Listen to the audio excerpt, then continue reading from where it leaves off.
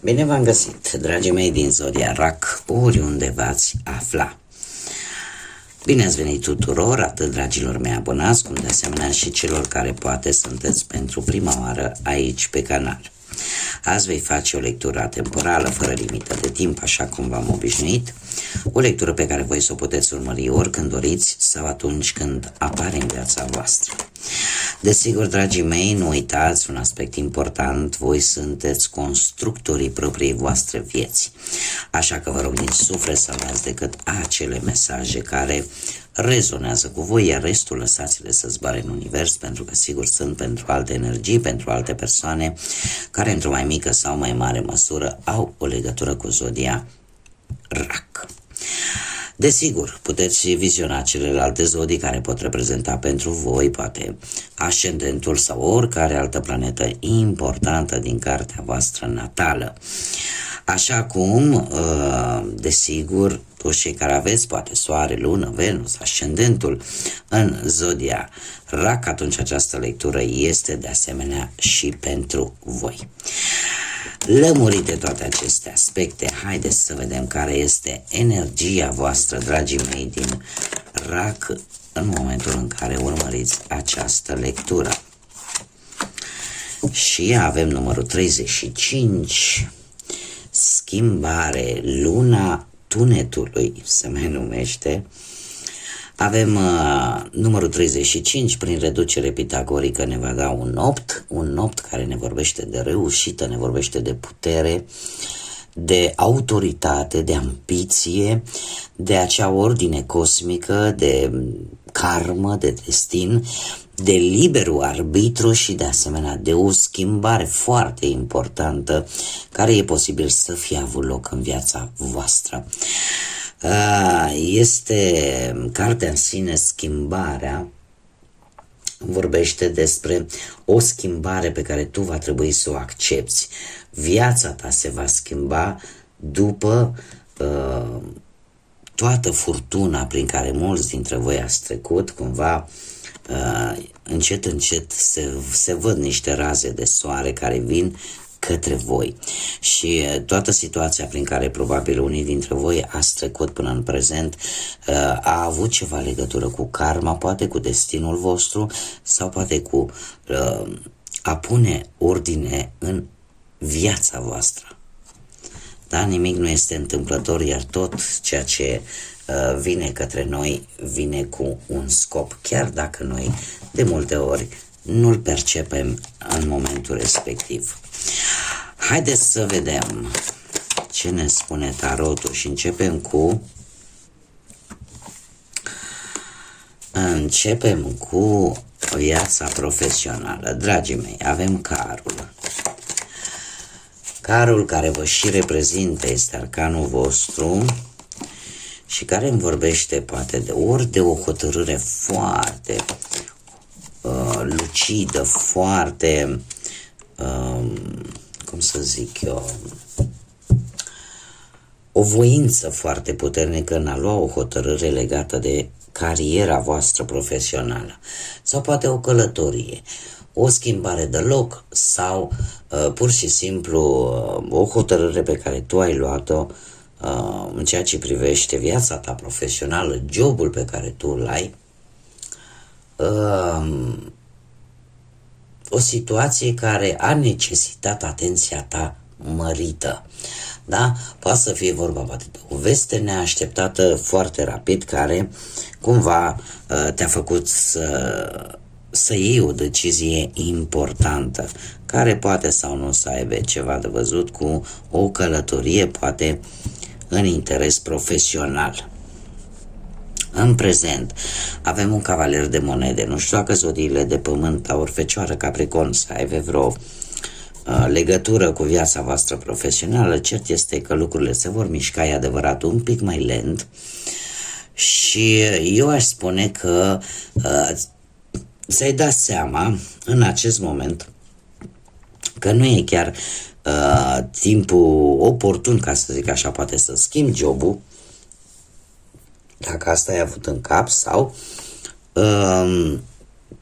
dacă ești în căutarea unui job, se pare că preferi mai bine să te duci să cauți în acele locuri unde tu cunoști foarte bine activitatea care se desfășoară în locurile respectiv. Cert este că ești probabil mult mai răbdătoare, mult mai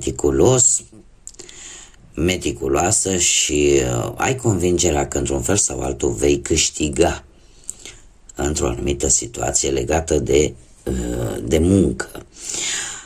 Viitorul apropiat vine cu un nas frumos de cupe, un as de cupe care îmi spune că șanse noi vin către voi, avansări probabil sau poate noi joburi. Cert este că e un mesaj pozitiv, un mesaj de reînnoire, de nou început și de a, cum să spun eu, de a cunoaște poate persoane noi care te pot ajuta în ceea ce privește cariera ta profesională. Haideți să vedem cu bănuții cum stăm. Cu bănuții, dragilor, se pare că ați avut o perioadă foarte interesant. Ați avut o perioadă nu de mult cu acest rege de cupe care vă poate reprezenta foarte bine pe voi sau poate reprezenta celelalte zodii de apă, pești sau scorpion. Cert este că cu acest rege de cupe eu aș spune că ați avut ceva cheltuieli aș spune mai mult emoționale decât raționale, da? Și cumva sunteți convinși că ceea ce voi ați dat la timpul respectiv în ceea ce privește bănuții, cumva se va întoarce la voi. Iar în prezent avem un as de bâte care îmi spune că e posibil unii dintre voi chiar să fi încasat anumiți bani, poate dintr-o moștenire, dintr-un premiu sau poate obiecte de valoare care la rândul lor se pot transforma foarte ușor în bănuți. Ce ar mai fi de spus? Faptul că într-adevăr se simte o ușoară creștere din punctul ăsta de vedere material. Totuși în viitorul apropiat avem spânzuratul care îmi spune în felul următor că nu e rău să economisești și ar fi bine în următoarea perioadă să nu prea faci cheltuieli innecesare. Da? Economia să fie ceva prioritar, pentru că alminteri pot să apară blocaje din punctul ăsta de vedere financiar. Haideți să vedem cu dragostea cum stați și începem cu cei care sunt deja într-o relație, într-un cuplu. Și avem pusnicul. Dragilor dragi, nu știu dacă semnul Fecioarei vă spune ceva. Cert este că ați traversat o perioadă în relația voastră în care a fost o lipsă de comunicare. O lipsă de comunicare, fiecare cu ale lui. Voi ați fost un pic mai adânciți așa cu anumite probleme sau gânduri din trecutul vostru și eu aș spune că ați încercat ori să scormoniți un pic într-o anumită situație legată de relația voastră din trecutul vostru, ori pur și simplu ați simțit nevoia să stați un pic mai singurei, să analizați mult mai bine poate propria voastră persoană, poate ce așteptări aveți voi de la perechea voastră sau în general ce așteptări aveți voi de la relația voastră. În prezent avem totuși, paradoxal, brusc, o comunicare foarte rapidă. Lucrurile se vor desfășura într-un mod mult mai rapid și dacă într-adevăr există ceva de rezolvat în relația voastră, se pare că depind de tine foarte mult și de cum vei acționa tu. Unii dintre voi posibil să vreți să așteptați, dar se pare că cărțile te îndeamnă să te pui în mișcare, să vezi dacă într-adevăr merită efortul sau nu. Ce ar mai fi de spus vis-a-vis de acest opt de bâte? Faptul că există într-adevăr multă energie, o comunicare destul de rapidă cu cineva la distanță, probabil cu perechea voastră la distanță.